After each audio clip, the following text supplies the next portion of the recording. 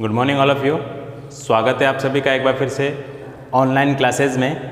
हम पढ़ रहे थे एमए फाइनल ईयर की ज्योग्राफी, जिसके अंतर्गत हमने पिछली कक्षा के अंदर भारत की बहुउद्देशीय परियोजनाओं में से दामोदर नदी घाटी परियोजना और उसके बाद सिंधु नदी तंत्र की परियोजनाओं को पढ़ लिया था। आज की इस कक्षा में हम उसी कड़ी को आगे बढ़ाते हुए, उसी सिलसिले को आगे बढ़ाते हुए एक नई परियोजना के बारे में पढ़ेंगे जो गंगा नदी से संबंधित है। यानी कि गंगा नदी के ऊपर या गंगा नदी के सहायक नदियों पर जितनी भी परियोजनाएं चालू है, उन सभी परियोजनाओं को हम इसमें समझने की कोशिश करेंगे। तो आइए शुरू करते हैं गंगा नदी परियोजना। गंगा नदी और गंगा नदी की आसपास की जितनी भी नदियां हैं, उन सभी नदियों पर कौन कौन सी परियोजनाएं लागू है और कौन कौन सी परियोजनाएं चल रही है, उन परियोजनाओं के बारे में आज के इस वीडियो में हम चर्चा करने वाले हैं। ठीक है, तो चलिए सबसे पहले गंगा नदी की उत्तर जो शाखा है, उत्तरतम, यानी कि उत्तराखंड से गंगा नदी निकलती है, वहीं से हम शुरू करते हैं इसको।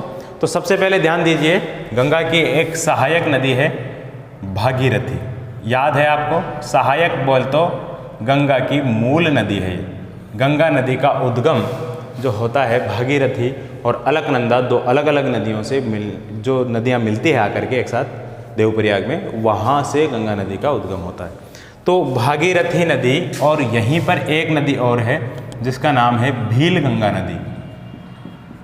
इन दोनों नदियों के मिलने से जहाँ पर ये मिलती है वहाँ पर एक परियोजना लागू है भारत की, जिसको बोलते हैं टिहरी परियोजना। क्या नाम है? टिहरी परियोजना। तो आज इसी टिहरी परियोजना के बारे में हम पढ़ेंगे। टिहरी परियोजना, टिहरी परियोजना क्या है, टिहरी बांध क्या है? ध्यान रखिएगा, भारत का सबसे ऊंचा बांध अगर परीक्षा में पूछ लिया जाए, कोई सी भी एग्जाम में आपसे पूछ लिया जाए, तो क्या नाम होगा उसका? यह भारत का सबसे ऊंचा बांध है। भारत का सबसे ऊंचा बांध। भारत का अगर सबसे ऊंचा बांध कहीं है तो वो यही है, जिसकी ऊंचाई है 260.5 मीटर और लंबाई है इसकी 575 मीटर। ये लंबाई है, ये इसकी ऊंचाई है। ठीक है, टिहरी परियोजना कहाँ है? ये उत्तराखंड में, उत्तराखंड राज्य में भागीरथी और भीलगंगा दोनों नदियों के मिलने से टिहरी बांध बनाया गया है, जो भारत का सबसे ऊंचाई पर बांध है। हमने इससे पहले एक बांध पढ़ा था पिछले वीडियो में, जो सतलज नदी पर बनाया गया था, भाखड़ा बांध। भारत का सबसे ऊंचा गुरुत्वीय बांध था वो। ठीक है, ये लेकिन ये भारत का सबसे ऊंचा बांध है, वो भारत का दूसरा नंबर का बांध था जो सबसे ऊंचा है। ठीक है, चलिए आगे चलो गुरुजी, आगे देखें। यह भारत का सबसे ऊंचा बांध तो हो गया, लेकिन इस बांध को बनाने के लिए बहुत मुश्किलें पैदा हुई। ये बांध देखिए, 1972 में सरकार ने इस बांध को बनाने की स्वीकृति दी थी। कब? 1972 में। लेकिन वहाँ के कुछ लोग थे जिन लोगों ने इस बांध को बनाने का विरोध किया, और विरोध करना उनका जायज़ था, क्योंकि विरोध दो आधारों पर किया गया। पहला आधार तो ये था कि वहाँ पर पर्यावरण संतुलन इससे बिगड़ जाएगा, यानी कि बहुत ज़्यादा मात्रा में पेड़ों को काटा जाएगा। दूसरा मुख्य कारण क्या था? दूसरा मुख्य कारण ये था कि ये जो क्षेत्र है, यानी कि हिमालय का उत्तराखंड वाला जो क्षेत्र है, ये क्षेत्र भारत के भूकंप जोन नंबर 5 इसके अंतर्गत आता है। यानी कि यह बहुत ही संवेदनशील क्षेत्र है। यहाँ पर अगर बांध बनाया जाए तो हो सकता है किसी भूकंप के झटके में बांध तबाह हो जाए, और आसपास गंगा नदी जहाँ बहती है, यानी कि उत्तराखंड और उत्तर प्रदेश के मुख्य शहर हरिद्वार और उसके आसपास के जितने भी भारी भारी शहर है, वो सब भारी भारी शहर इस बांध के टूटने से जलमग्न हो जाएंगे। इसलिए भी लोगों ने इसका विरोध किया। तो दो कारण थे। एक तो क्या था, यहाँ की भूमि को नष्ट, वन भूमि को नष्ट किया जाएगा, यानी कि पेड़ पौधों को काटा जाएगा, और दूसरा क्या था, यहाँ इस बांध के टूटने से, यानी कि भूकंप जोन में है तो बांध के टूटने से भारी तबाही मच सकती है। तो ये दो कारण थे। इसलिए 1972 में सरकार ने इसको मंजूरी तो दे दी, लेकिन इस बात को आप ध्यान रखना, 1974 में यहाँ पर एक आंदोलन शुरू किया गया स्थानीय लोगों द्वारा, जिसका नाम था चिपको आंदोलन। क्या नाम था उसका? चिपको आंदोलन। किसके नेतृत्व में किया गया सर? ये सुंदरलाल बहुगुणा, सुंदरलाल बहुगुणा के नेतृत्व में इसका शुभारंभ किया गया, इसकी नींव रखी गई 1974 में। ठीक है, इस बांध को बनाने से रोकने के लिए सुंदरलाल बहुगुणा और इनके साथियों ने पेड़ों को अपने गले लगा लिया, पेड़ों से चिपक गए, पेड़ों को काटने नहीं दिया। ठीक है, जैसे खेजड़ली में हुआ था इस तरीके से। तो एक ध्यान रखना, चिपको आंदोलन ये उत्तरी भारत का आंदोलन है। एक और आंदोलन है एप्पिको आंदोलन। एप्पिको आंदोलन दक्षिण भारत का आंदोलन जो कर्नाटक राज्य में था। ठीक है ना। एप्पिको का मतलब ही होता है पेड़ों को गले लगाना। तो वहाँ भी इस तरीके की समस्या उत्पन्न हुई थी, वहाँ भी लोगों ने पेड़ों को काटने से रोक लिया था, मना किया था सरकार को। 1974 में चिपको आंदोलन सुंदरलाल बहुगुणा के नेतृत्व में शुरू हुआ। यहाँ पर इन्होंने इसका विरोध किया पर्यावरणीय संरक्षण के लिए। तो ध्यान रखना, यह भारत का स्वतंत्रता के बाद पहला क्या था? पर्यावरणीय संरक्षण कार्यक्रम आंदोलन था। क्या था? स्वतंत्र भारत का पहला पर्यावरण संरक्षण आंदोलन था ये। चिपको आंदोलन सुंदरलाल बहुगुणा। इसके बाद बात करते हैं इसका जो कार्य शुरू हुआ, हालांकि सरकार ने इन सब को नज़रअंदाज करते हुए 1978 को इसका निर्माण कार्य शुरू करवा दिया, जो 2006 में जाकर के पूरा हुआ। 2006 में जाकर के पूरा हुआ। यानी कि इसका प्रथम चरण जो इस योजना का, टिहरी बांध परियोजना का पहला चरण 2006 में जाकर के पूरा हो गया। ठीक है। इसके बाद एक बात और याद रखना, यह जो परियोजना है इसमें 75% किसका? केंद्र सरकार का और 25% राज्य सरकार का हिस्सा है। ठीक है। यानी कि 75% पैसा जो इसमें इन्वेस्ट हुआ वो केंद्र सरकार के द्वारा लगाया गया, बाकी 25% पैसा किसने लगाया? उत्तराखंड की राज्य सरकार ने। इतनी बातें याद रह जाएगी। चलिए, एक बात आप याद रख लीजिए, ये भूकंप जोन 5, ये आप समझ नहीं पा रहे होंगे ये क्या होता है, इसको भी समझ लेते हैं हम। देखिए, भूकंप जोन, भूकंप जोन का मतलब भूकंप के क्षेत्र, जोन का मतलब क्षेत्र से होता है। भूकंप जोन नंबर 2, भूकंप जोन नंबर 3, भूकंप जोन नंबर 4, भूकंप जोन नंबर 5। भूकंप जोन नंबर 1 नहीं होता, ध्यान रखना, भूकंप नंबर 1 नहीं होता। भूकंप नंबर 2 में क्या होता है? 6 रिएक्टर पैमाना। रिएक्टर स्केल आप जानते हो, रिएक्टर स्केल भूकंप को मापने की एक इकाई होती है, कितनी तीव्रता का भूकंप आया है, कितने का नहीं। तो 6 से कम तीव्रता का भूकंप अगर आता है तो उस क्षेत्र को भूकंप जोन नंबर 2 में रखा जाता है। भूकंप जोन नंबर 3 में 6 से 7 रिएक्टर स्केल पर जो तीव्रता का भूकंप आता है उनको रखा जाता है। 4 में 7 से 8 रिएक्टर स्केल पर भूकंप की तीव्रता को मापा जाता है। यानी कि ऐसे क्षेत्रों को भूकंप जोन नंबर 4 में रखा जाता है। और 8 की तीव्रता से अधिक, 8 या 8 से अधिक तीव्रता का भूकंप अगर किसी क्षेत्र में आता है तो ऐसे क्षेत्र को भूकंप जोन नंबर किस में रखा जाता है? 5 में। तो ये वही क्षेत्र है, यानी कि यहाँ भूकंप आने की अत्यधिक संभावना है। और भूकंप आएगा भी तो छोटा मोटा नहीं आएगा, भारी भूकंप आएगा और वो भारी ही तबाही मचाएगा। इसलिए लोगों ने इस बांध के निर्माण को रोकने की कोशिश की थी, बांध को बनने से रोकने की कोशिश की थी। लेकिन अगर यहाँ मान लीजिए वो आ जाता, सॉरी जी, यहाँ पर भूकंप आ जाता है तो ये बांध अगर टूट जाता है तो आसपास के जितने भी इलाके हैं वो सब क्या है? जलमग्न हो जाएंगे, जन की हानि होएगी, धन की हानि होएगी, इस सभी की इसमें हानि होने की पूरी संभावना है। इसके बाद इसमें जल विद्युत का उत्पादन कितना होता है? हमारा मुख्य उद्देश्य तो वही है। जल विद्युत देखिए, यहाँ पर जल विद्युत संयंत्र 3 लगाए गए हैं, जिसको एक का नाम है टिहरी बांध और जल विद्युत परियोजना। टिहरी बांध और जल विद्युत परियोजना के अंतर्गत 1000 मेगावाट बिजली उत्पादन किया जाता है, यानी कि जल विद्युत। ठीक है ना। इसके बाद दूसरा बनाया गया है यहाँ पर कोटेश्वरम जल विद्युत परियोजना। कोटेश्वरम जल विद्युत परियोजना, इसके अंतर्गत 400 मेगावाट बिजली का उत्पादन किया जाता है। और तीसरा है टिहरी पंप स्टोरेज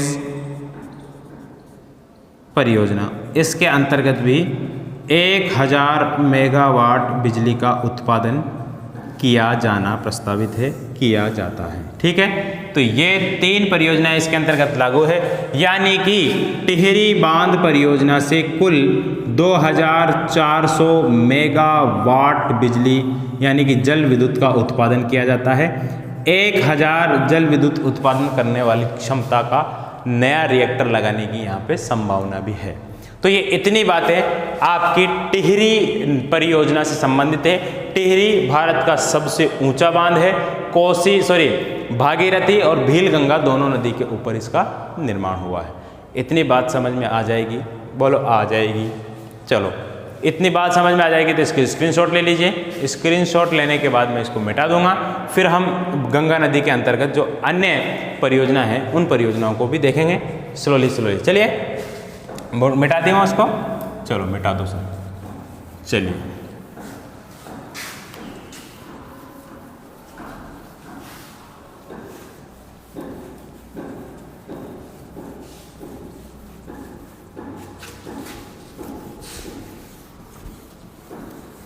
इसके बाद हम देखेंगे जब गंगा नदी यहाँ से निकल कर के थोड़ी सी आगे आती है तो उसके ऊपर एक रामगंगा नदी आती है। इसमें निकल करके रामगंगा इसकी सहायक नदी है।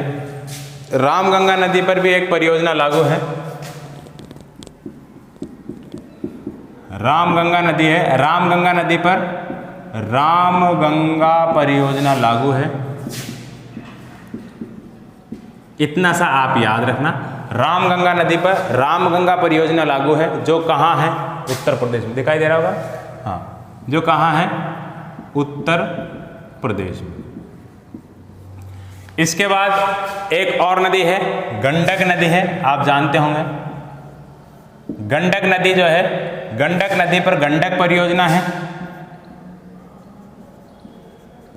यह परियोजना 2 राज्यों के बीच है, जिसमें नेपाल तो है ही, साथ ही साथ यूपी भी है और बिहार भी है। यूपी और बिहार 2 राज्यों के बीच में है और नेपाल का भी इसमें है, गंडक परियोजना में हिस्सा है। ठीक है, इतना आप याद रखना। इसके संदर्भ में एक बात और याद रखना, गंडक नदी जो मिलती है गंगा नदी में, गंगा नदी की सहायक नदी है। गंगा नदी में जहाँ मिलती है, सोनपुर बिहार में मिलती है। कहाँ मिलती है? सोनपुर में आकर के मिलती है ये। और ध्यान रखना, सोनपुर में भारत का सबसे बड़ा पशु मेला लगता है। भारत का सबसे बड़ा पशु मेला अगर कहीं लगता है तो सोनपुर में लगता है। और राजस्थान का सबसे बड़ा अगर पशु मेला आपको याद हो तो नागौर में लगता है। ठीक है, इतनी बात गंडक परियोजना के बारे में याद रहेगी आपको। इसके बाद एक और याद कर लेना आप, जिसका नाम है फरक्का जल विद्युत योजना। फरक्का परियोजना ऐसे भी याद रखना। फरक्का जल विद्युत परियोजना है गंगा नदी पर। कहाँ है? वेस्ट बंगाल, पश्चिम बंगाल में। इसके अंतर्गत क्या किया गया? गंगा नदी की एक सहायक नदी है हुगली नदी। तो गंगा नदी देखिए, ये मान लीजिए आपका उत्तर प्रदेश है, यूपी के बाद ये बिहार है, बिहार के बाद ये वेस्ट बंगाल है, इसके बाद ये बांग्लादेश आ जाता है। ठीक है, तो क्या है, ये गंगा नदी बह रही है, बह करके जा रही है। तो वेस्ट बंगाल में इसकी 2 शाखाएं निकल जाती है। एक तो बांग्लादेश में चली जाएगी और एक कहाँ जाएगी? एक रह जाएगी आपकी पश्चिम बंगाल में। तो ये बांध यहाँ बनाया गया है ताकि ये बांग्लादेश में जाने वाले पानी को वापस किधर डाल दिया जाए? अपनी हुगली नदी में। तो इस फरक्का नदी योजना के ऊपर, पश्चिम बंगाल में है, लिख लेना इसको, गंगा नदी पर। इस फरक्का बांध जो बनाया गया है, इस पर भारत और बांग्लादेश के बीच में क्या है? विवाद का विषय है ये। ठीक है ना, दोनों देशों के बीच में विवाद है, क्योंकि बांग्लादेश चाहता है कि पानी पूरा आए हमारे यहाँ पर, लेकिन भारत ने इसके ऊपर बीच में बांध बना लिया। इस वजह से दोनों देशों के मध्य ये विवाद का विषय। इतनी बातें आपको याद रह जाएगी कि बताओ, ये हमने 4 बता दी अब तक। तो एक टिहरी बता दी, दूसरी ये है, तीसरी ये है और चौथी है। अब जो चौथी 5वीं पढ़ने जा रहे हैं हम, 5 भी बहुत ज़्यादा इम्पोर्टेंट है और उसको आप हमेशा याद रखें तो बेहतर रहेगा। ठीक है, चलिए इसको हम मिटा देते हैं। इसके बाद हम पढ़ेंगे कोसी परियोजना। इम्पोर्टेंट है कोसी परियोजना, बहुत ज़्यादा इम्पोर्टेंट है और कुछ चीज़ें उसमें याद रखने की भी है और एक नई चीज़ भी आपको इसके अंतर्गत जो अपडेट है, नई अपडेट, वो भी हम आपको बताएंगे। देखिए कोसी नदी जो है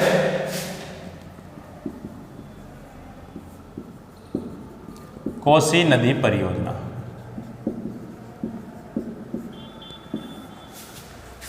कोसी नदी जो है आपको मालूम है गंगा की एक सहायक नदी है। तिब्बत में से निकल करके नेपाल में होकर के बिहार में आती है और गंगा नदी में मिल जाती है। इम्पोर्टेंट नदी है।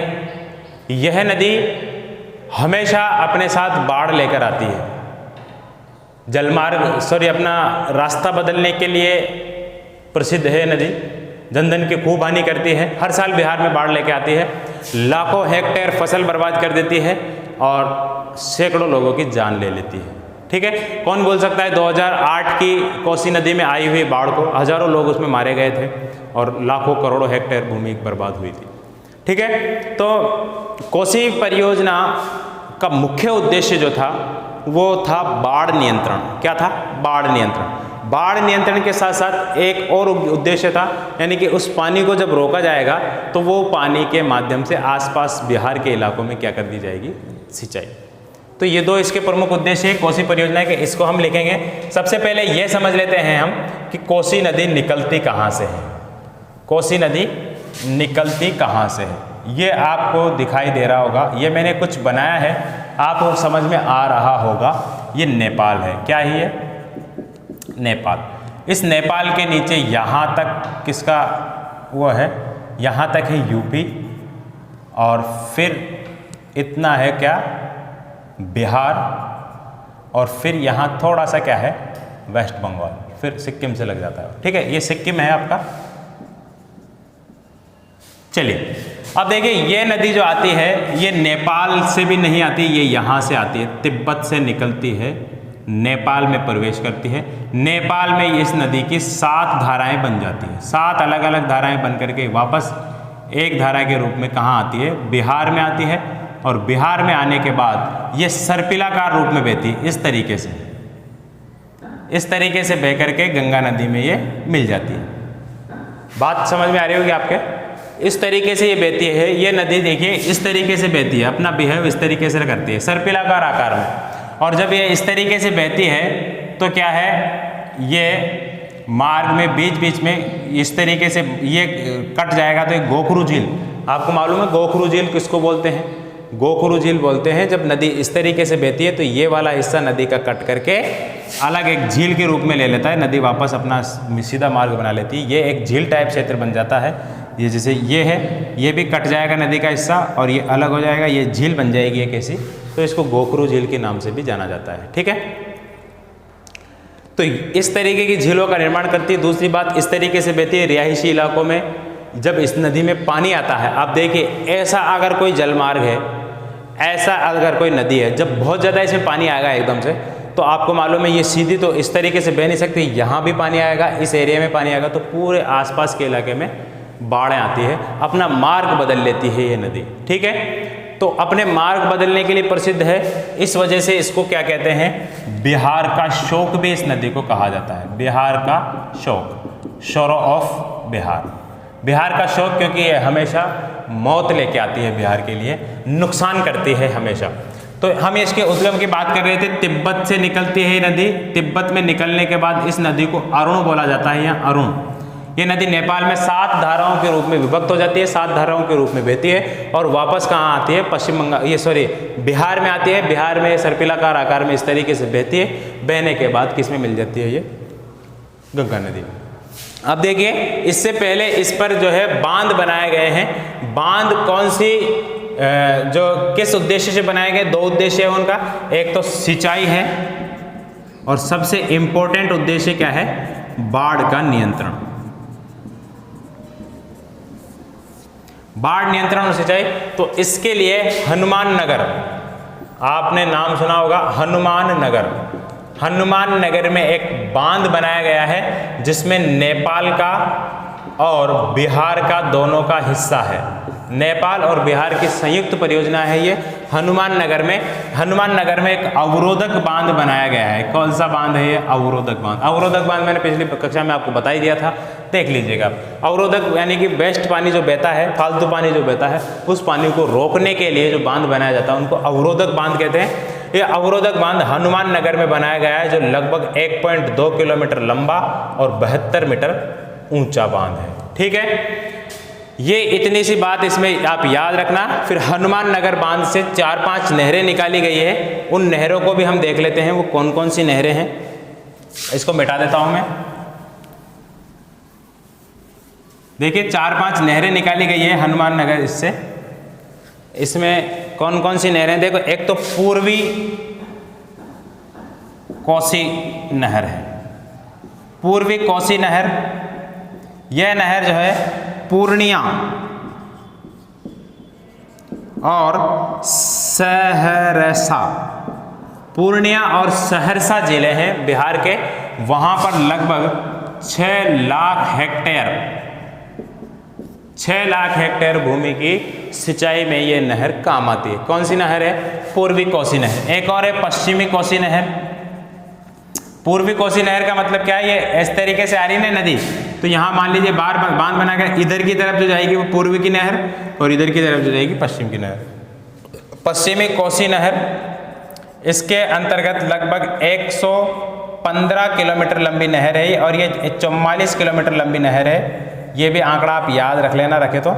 इसके अंतर्गत दरभंगा बिहार और नेपाल का एक जिला है जिसको कहते हैं सप्तासी।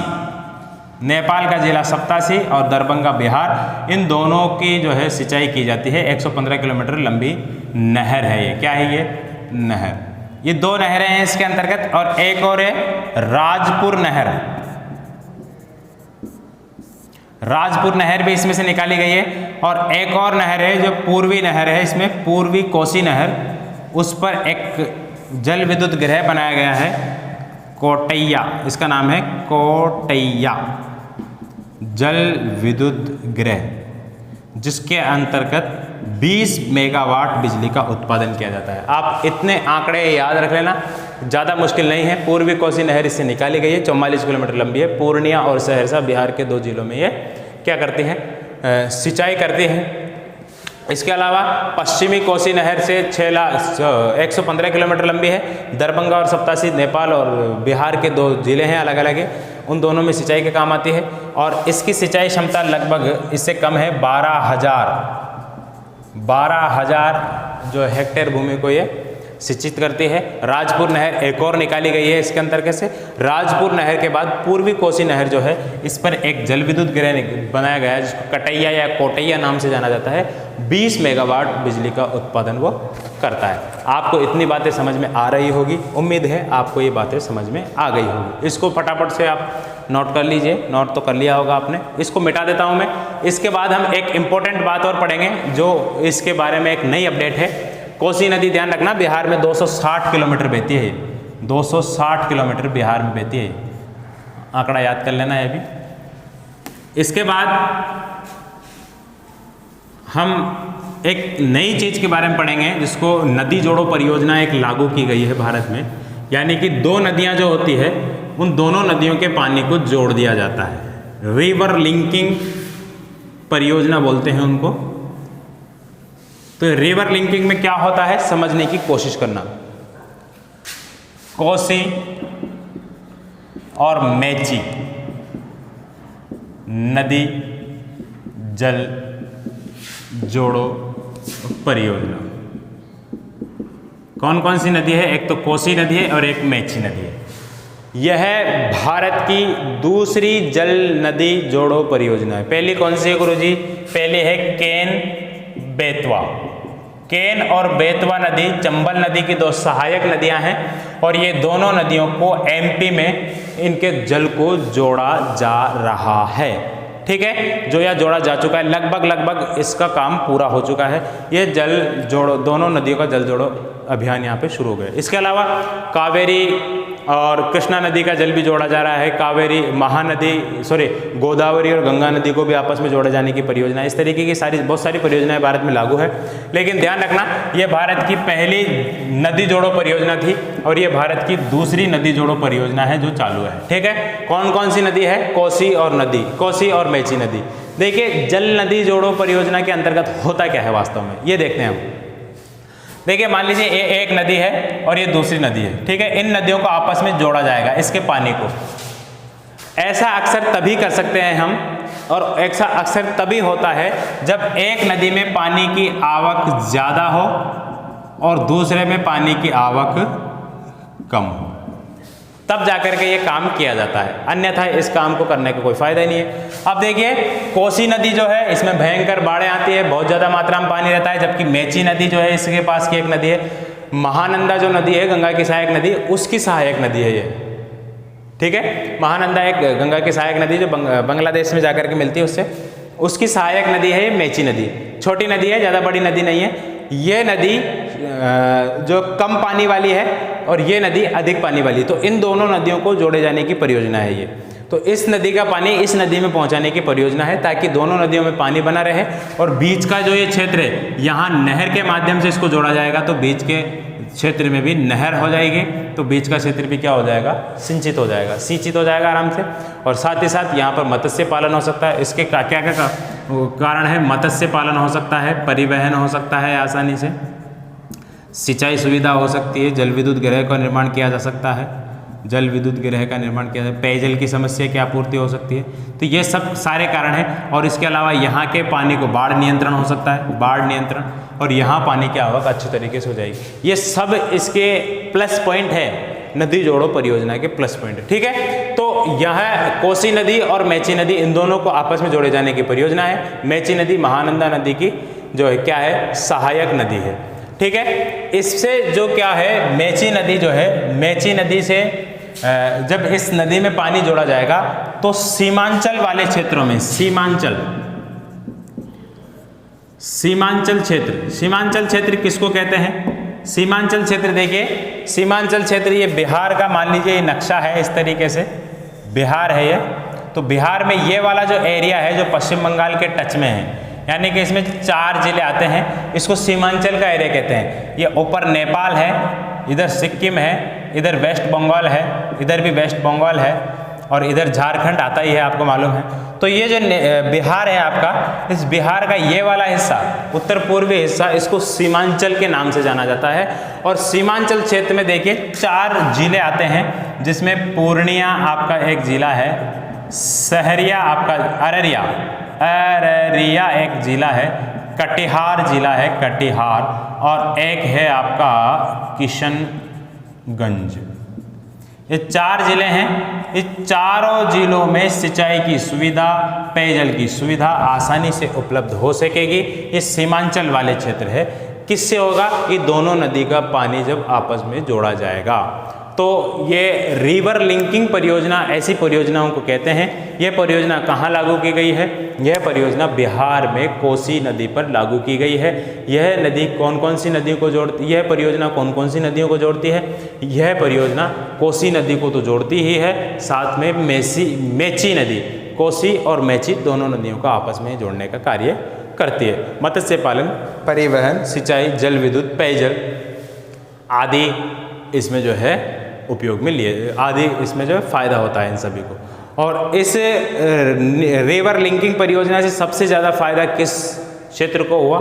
सीमांचल क्षेत्र, जो बिहार का सीमांचल क्षेत्र है उसको सर्वाधिक मात्रा में इससे फायदा हुआ। अब हम इसको मानचित्र के माध्यम से देख लेते हैं। इन सभी परियोजनाओं को जो हमने देखा है, इन सभी को हम मानचित्र में दर्शा देते हैं, ताकि एक इमेजिनेशन हमारी बनी रहे। चलिए मानचित्र में दर्शाते हैं।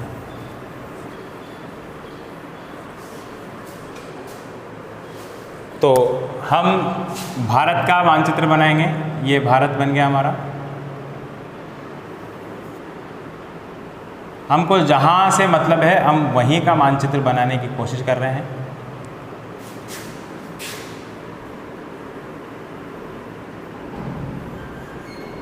चलिए इतना काफ़ी है, बस काफ़ी है सर।